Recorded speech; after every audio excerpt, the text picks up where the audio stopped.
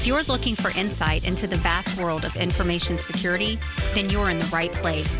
Welcome to the InfoSecSync podcast, the only top-rated information security podcast committed to helping you enhance your cyber skill set.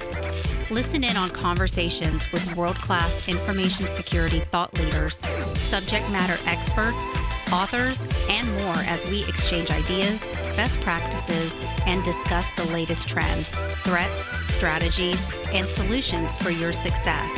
So get ready to get in sync with your host, Nick Thomas. Hello, and welcome to another episode of the InfoSecSync podcast, where we keep you in sync with the ever-changing world of information security. I'm your host, Nick Thomas, and today's episode focuses on the National Cyber Summit, where yours truly interviews keynote and thought leadership speakers. The National Cyber Summit is the nation's most innovative cybersecurity technology event, offering unique educational, collaborative, and workforce development opportunities for industry visionaries and rising leaders. Due to last year's pandemic, the conference was canceled. However, this year, the National Cyber Summit will be presented in full force September 28th through the 30th in Rocket City, Huntsville, Alabama. Ramping up for this year's conference, I will be airing recent past interviews from 2019's conference I've conducted.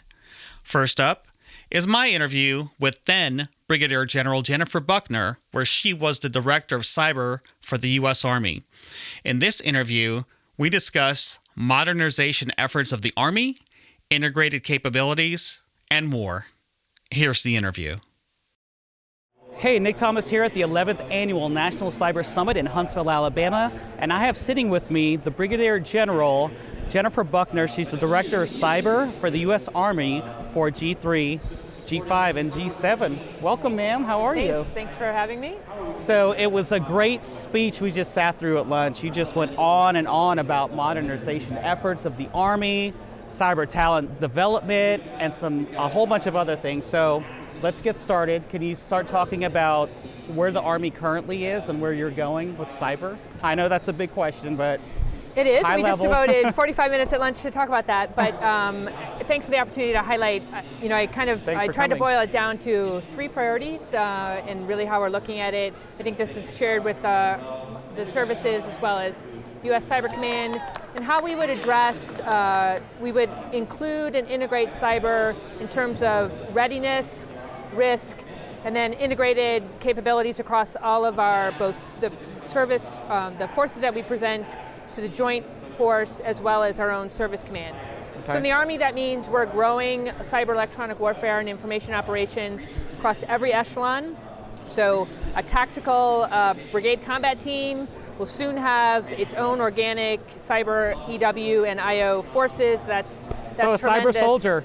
We have awesome, cyber soldiers already. Right. We're growing more of them and bringing them again to every echelon, which I think is a really tremendous effort. Okay, cool. So you talked a little bit about industry partnership you're going to need help with. Can you explain that a little bit?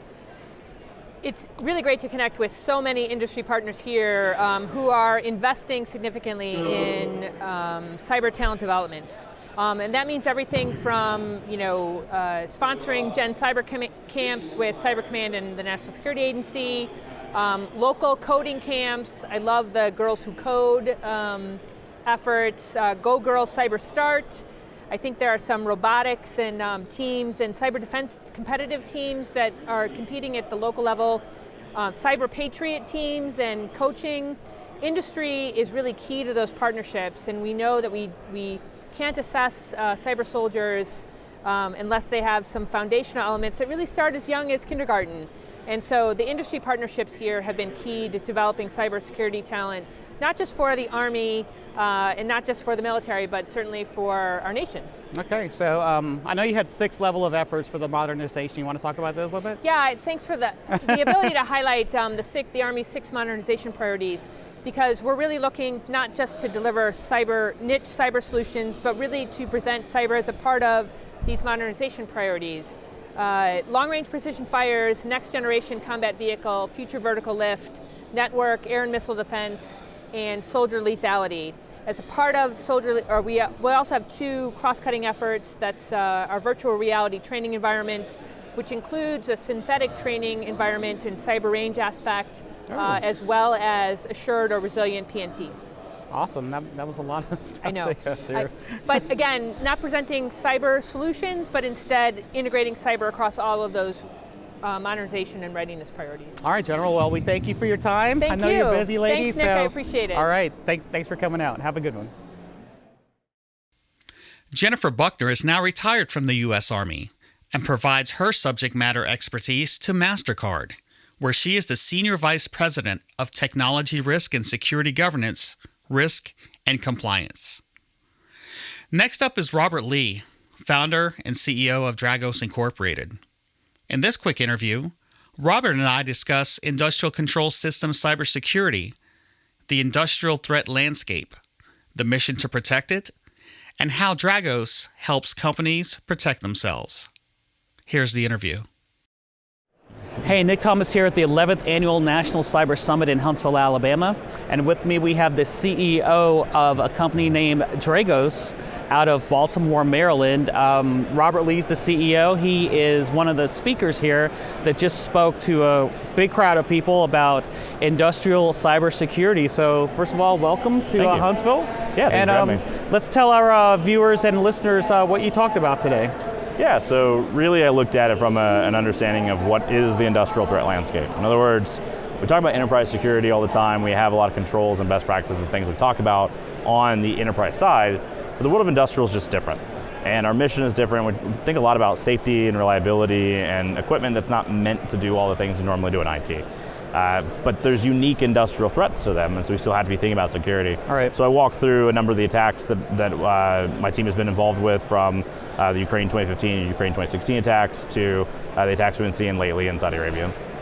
Awesome. So can you tell us a little bit about your team and research that you guys do? Yeah, so we've taken a little bit of a different approach to a technology company. So by and large, we are a tech company, but I think that the best place and the best way to make good technology is to have practitioners, people that actually know how to use the technology you're making. So we've got a services team that goes out and does research and goes out and does incident response and kind of gets involved in the field. And we've got a team that tracks the threats. They're an intel team, and they're constantly trying to drive it back to our tech. So one of the things that we do, since there's not a lot of companies like us, actually we're the only ICS security company in the United States that's actually doing anything like we're doing, and I think globally we're the only ones with an intel team. And so we kind of view it a little bit as our responsibility to constantly be informing the community and educating. Wow. So outside of what we sell, we're constantly publishing papers and research and everything for free, and just download and go try to learn more about industrial threats. And obviously being up in the Baltimore, Maryland area, you're close to NSA. You probably have some ex-NSAers or ex-contractors that worked at NSA, so they know about the threat intel picture, threat intelligence. They know the APTs, the advanced persistent threats to go to. And you're right, it's no longer just TCP/IP. You're talking about programmable logic chips and PLCs and everything that SCADA IDSs look at. And I mean, it's our modern world, right? I think when most people think industrial, they've largely over the years thought utilities and maybe oil and gas. But then they start realizing, there's rail and maritime and rockets for Huntsville, Alabama. What they start to realize is every company outside of an insurance and financial firm or bank is an industrial company. It's where they make all their business, with what powers our world. So the fun thing about being on the industrial side of the house is it's all the most critical components of the most critical companies out there. And so the work is really meaningful, and the stakes are high. When you start talking about advanced threats breaking into these locations, it's not just steal passwords or some intellectual property, although that can be important.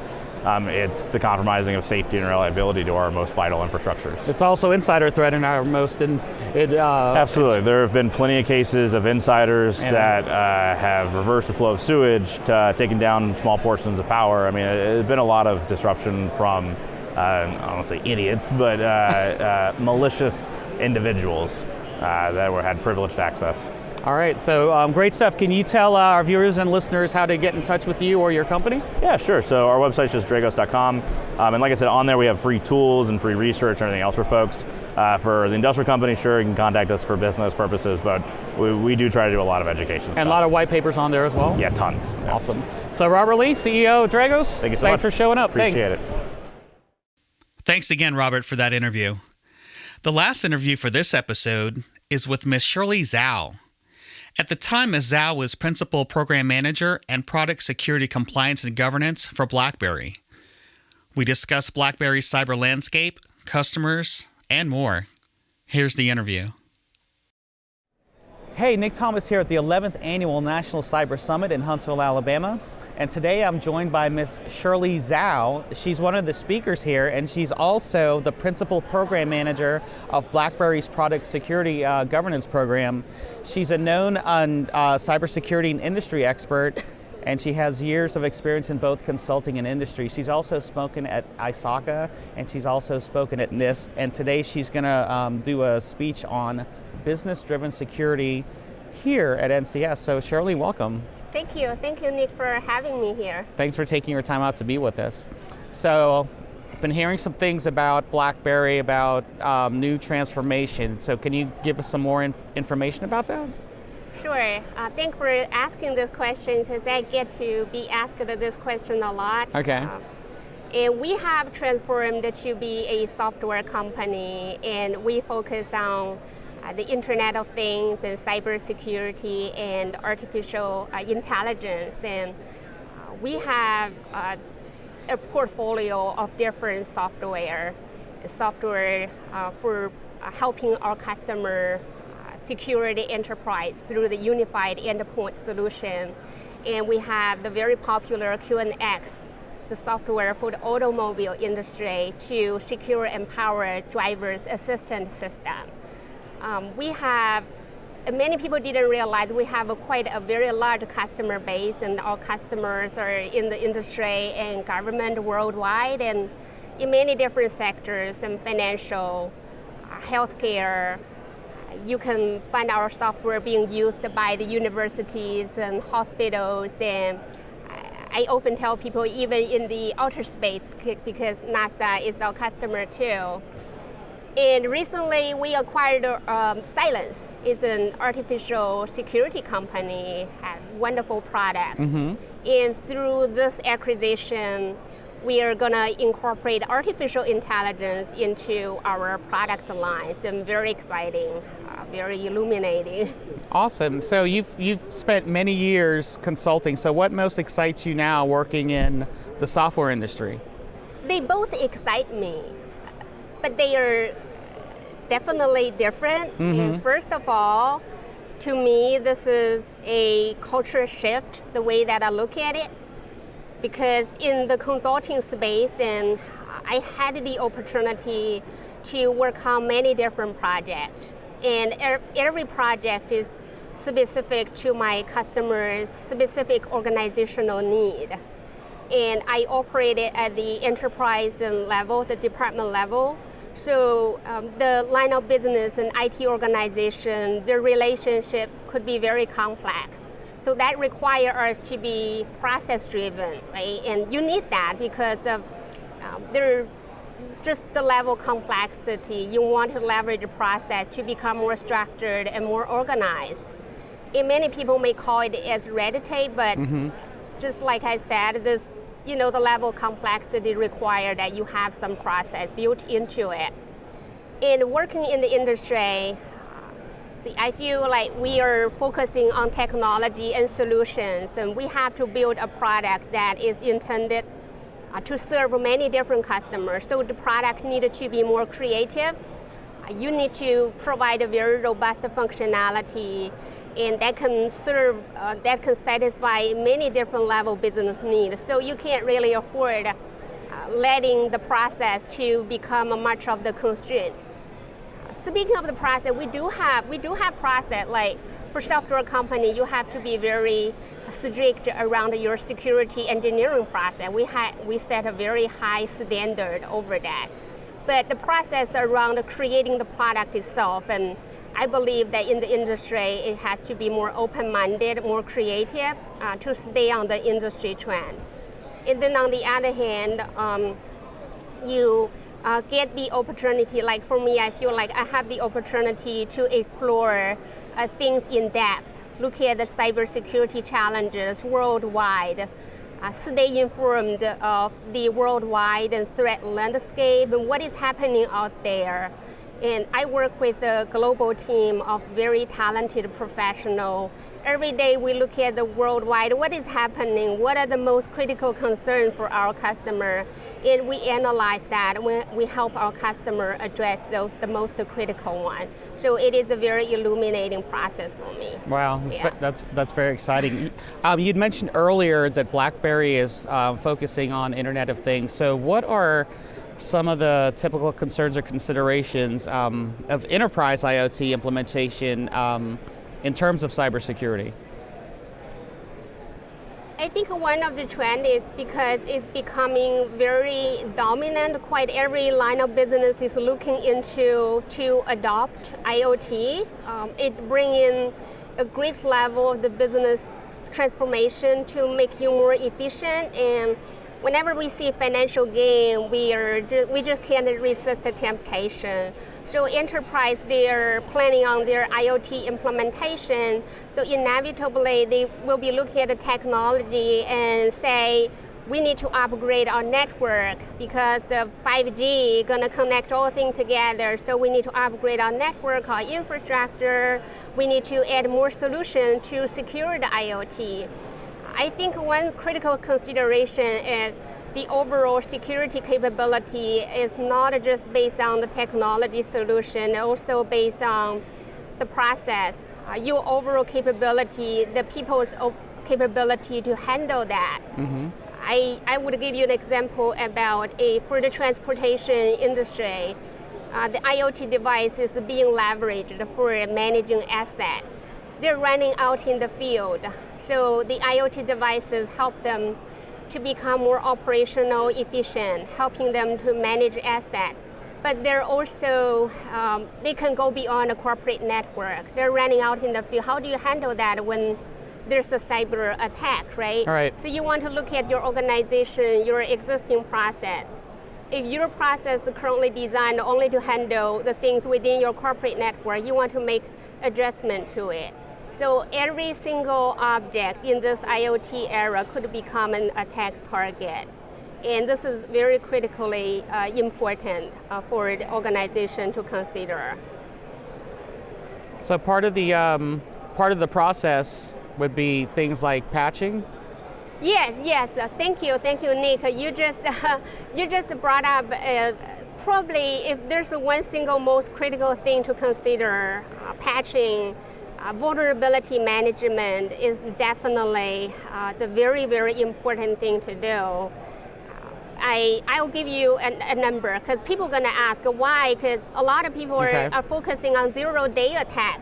Right. So let's speak the next big attack, right? Yeah, with the number, right? And Gartner has had this report, 99% of the vulnerability exploit are based on the existing vulnerability that we know, are based on the vulnerability that there were a critical patch available, and if we don't apply it, you're very much subject to a very serious attack.